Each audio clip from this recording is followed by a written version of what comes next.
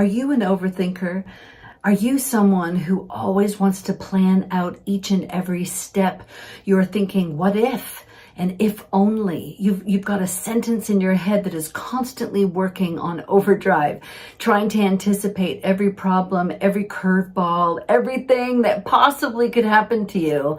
And so in this video, we are going to deal with all of you who are overthinkers. I'm with my fave of all time. And Miss Lorraine Lawson. Lorraine Lawson. Lorraine Lawson. Lorraine Lawson. Lorraine Lawson. I just love her so much.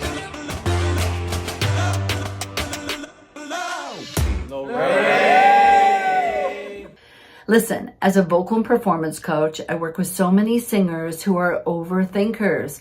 Creative people are often overthinkers. If you're an entrepreneur, if you're someone who stands on stages and you have to really convince and inspire, you've got a coach, I know that brain of yours is overthinking. It's constantly going, okay, what if? If this happens or this happens, right? If people respond, when are they going to respond? Are they going to respond positively or are they going to respond negatively? Oh, if only I had more time, more preparation. I know I could do a great job. Whatever your overthinking is, let's ask yourself a better question. Instead of hating the fact that you're overthinking, the better question to ask yourself is your overthinking helping you or is it hurting you? I know it's really tough. Is it serving you to overthink? Because we think that it is. A lot of the time, that overthinking nature, right? The voice that continues to talk to you before you go to sleep at night. Maybe it wakes you up in the middle of the night. Maybe you wake up with these worries in the morning, these concerns. Is the day going to go the way that I plan? Am I going to make the sales that I need to make in my business? Whatever that brain of yours is saying, we need to ask a better question. Instead of telling it to be quiet, which a lot of the time we are telling ourselves all the time, right? I need to meditate in order to quiet the thoughts in my head. But I want you to consider that the thoughts in your head is the dreaming part of you. It's the part of you that is also brainstorming. It's also the part of you that is problem solving. And so the talking in your mind is not the problem. It's whether or not the talking in your mind is helping you or it's hurting you. I know that we can train the thoughts in our head, and we know that by meditating, by breathing deeply, by maybe plugging in physically, which is something that I ask artists to do all the time. We can do it together right now. When you plug your body in, soles in your feet, sitting up nice and tall, shoulders back. You can even reach your arms, pull them down. You can wiggle out any tension, roll the shoulders back. Start to notice your thigh muscles and your tummy muscles. Start to notice that feeling of expanding your chest. People often call this that superhero pose, that strength in your body. Are you doing it with me, right? So by plugging in physically, now just bring your awareness to the soles of your feet. Bring your awareness to your thigh muscles, your stomach muscles, and how they're activating here. Really, again, expanding, taking in that breath, maybe through your nose, through your mouth, and blow it out. Amazing. What is happening as we're doing this is your mind is now quieting. I'll guarantee that it is quieting. And this is the time that now I can use some self-talk. Yes, we want to self-talk. We want to start to ask ourselves the 4 foundational questions to get you ready to do whatever it is that you're going to do. Instead of letting your mind go wild, let's rein it in now. Let's think about this idea of pulling those thoughts into yourself. Let's really take your arms even. Start pulling in some of those thoughts. Start of those adjectives. Who are you? How would you describe yourself? I want to feel powerful. I want to feel really sweet and kind. Well, wouldn't that put a smile on you? How is that manifesting itself physically in your body, right? I want to seem super confident. Well, confident people look with their eyes. They have a quiet forehead. They're not stressed and strained, right? They're not like panic stricken like a deer in the headlights, right? But they're definitely using their eyes powerfully. They're not afraid to look into a camera, look into the room, really take in that room. Maybe people are at the balcony. Are you doing it with me right now? Take it in. What about your breath? How does your breath really manifest itself to tell the story of who you are? Well, shallow breathing is often that nervous panic breath, right? It's up in here, oh my God, and we want it to be more centered to show that we're confident. So whatever adjectives you have that you want your audience, your ideal audience to see you as, let's put it into our body. Let's really manifest it physically. And then notice now the thoughts in your head. What are the thoughts in your head saying? Can you answer the next question? Answer. What do you do? Well, what I do is I make a difference everywhere I go. No matter if I'm talking right now to a camera with the hopes of people on the other side hearing what I say, or whether I'm standing in front of 10,000 people. If I'm standing in front of one person or 10,000, I am going to make a difference no matter what I'm doing, whether I'm singing, or whether I'm speaking to you right now, whether I'm just standing. I want to make a difference. So I know what my sentence is for what I want to do in this world. What do you want to do in this world? Awesome. Write it down and say it in your head. Say it out loud. Say it on your face. When you watch this back, you'll notice that a lot of the stuff that we consume on social media is in silence. Yeah. So when I'm walking into a room, when I'm starting to walk up onto a stage, when you're scrolling, it's the same idea. I have to physically show up in the space, really reflecting the adjectives that I want you to see. And then I want to think about, what am I doing here? What am I doing right here, right now? I'm here to make a difference. I'm here to really resonate with you, to share something powerful with you, to transform a thought in your head, maybe, to say something that possibly you've heard a million times over. Listen, if you're an overthinker, I know that the teachers in your life, the coaches that you've had, have all said, stop overthinking. You are overthinking everything. Your parents might have said you're overthinking. It's sabotaging you.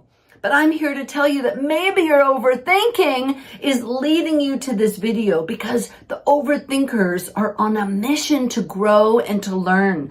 The overthinkers want to get it right. And so you are going to consume a lot of content from your teachers, your coaches, from YouTube, from social media, from the people around you. You're taking in so much information. That's why your mind is going a mile a minute. You're one of these people who's taking in so much in your observations. That person's kind of twiddling their necklace. Are they paying attention to me? Are they, taking in what I'm saying? Or are they judging me? I know that those kinds of overthinking thoughts are going to sabotage you. But what about the overthinking thoughts that says, I am going to get every single person in this room to stand up. I am going to be able to deliver a message today that is going to impact each and every person in this room. I'm going to make sure that I speak to the right people before I get on stage. I'm going to go to the sound people and make sure my sound is right, my lighting is right, the camera is right. I'm going to make sure that my slides are right, because overthinkers, you guys have checklists in your mind. You are amazing. You are the ones that we want to do all that prep work. The people who are more prepared execute better. Yes, you've got to plan and you've got to prepare and you've got to practice. And overthinkers, all of you, you're amazing at this. You know what you want to do today. You know why you're here right now. You know the difference that you can make if you can align your body to tell the story of who you are. Can you manifest it physically in this room? Can you breathe confidently? Can you breathe with the assurance that you've done all this amazing work before what it is that you're about to do? And when you do it, can you be present? Can you quiet your mind? Get very present now. Yes, you can, because you are single focused now. When you are doing the actual thing that you are there to do, whether it's stand on a stage, deliver that message, sing the song, say the words in the scene, whatever it is that you are there to do. If you are an athlete and you're getting on the field, it is now time to play the game. And I will tell you that you overthinkers, because you have thought about all the possible scenarios of what could happen, you are now more empowered to execute more powerfully. Yes, when the ball is coming to you in a basketball game, right? You have put in that time like Steph Curry, 300 three-pointers each and every day. That is what he's practicing, even at his level, even right now. 300 shots each and every day. It's a shot that he's made 1,000,000 times plus. And so he knows he can trust himself. Even when people are coming at him, he can dribble. Got it. I know it because I've done it 1,000,000 times. You can do this too. So when you are executing, just think about that, plugging in physically, reminding yourself that first question, who are you? The second question, what are you there to do? Third question, why are you here? Why are you doing what you're doing? Because the first why is for you. The first why has got to be, I am in the room for myself. And you know what that does when you answer that question this way? Is it stops the overthinking of judgment from others, because I know why I'm here. I know why I'm making this YouTube video for myself. I'm making it so that I can build the skills of public speaking, that I can get really good at sharing my messages, that I can really keep learning how to connect deeper and deeper to the people that I want to impact. That's why I'm here. And it lights me up inside. That's why I'm doing this video right now. What about you? Why are you doing what you're doing? Why do you want to do it? My second why is for the audience. Again, I want to leave a lasting impact. I want to know that the things that I am sharing are going to transform and change your life right now. I don't want them to change in 2 weeks or 1 month. I want to have an impact right now. Each and every video giving you some tools that you can use right now. Listen, as a singing coach, I really learned early on that people were not coming to me to go, oh, they were not here to say, yes. By the way, I'm a very good singer, if you can tell. But they weren't really coming to me to train their voice. They were coming to me for the tools and the tricks that I could give them, because I'm really good at it. I can tell you to go, ah, ah, ah, ah. I can use my voice in so many different ways, and then I've gotten excellent at helping people make a choice. Now, if you've been following my messages, if you've been following these YouTube videos, you know that one of the sentences also that I lead my life by is that I choose knowing there are other choices, perfectly good other choices that I could make right now, but I make it powerfully. This is that stopping now overthinking and executing. Oh, I trust what comes out of my mouth as a singer. I am trusting what comes out of my mouth as a speaker. I am trusting what I look like. I know that I'm putting in that emphasis in the right spots. I've got my message down. Do you have yours? And finally, the fourth question that you want to really start putting into your body, putting into your brain, really getting into this training, these foundational questions is why.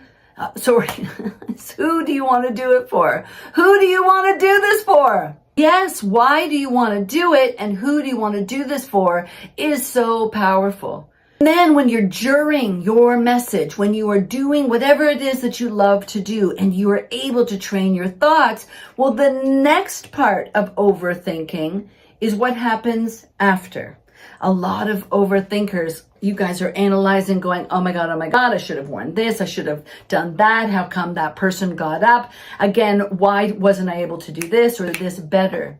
And let me tell you something, you overthinkers, you need to do this if you're going to grow, learn, improve, and get better. All major athletes look back on their games after the game and they analyze what they did great and then they do evaluate how can they improve.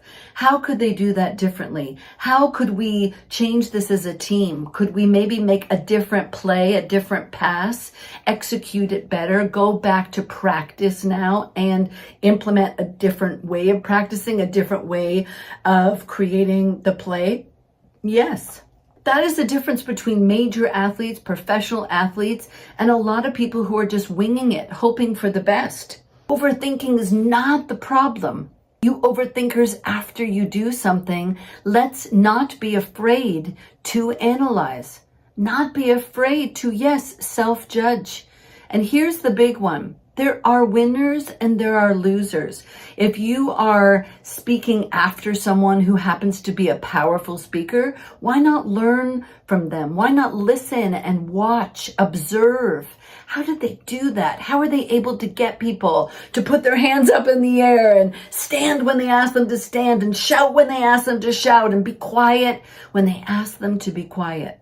Listen, we are learning from each other, but we're learning each and every time we execute, each and every time we get on a stage, each and every time we do this thing that we say that we love to do.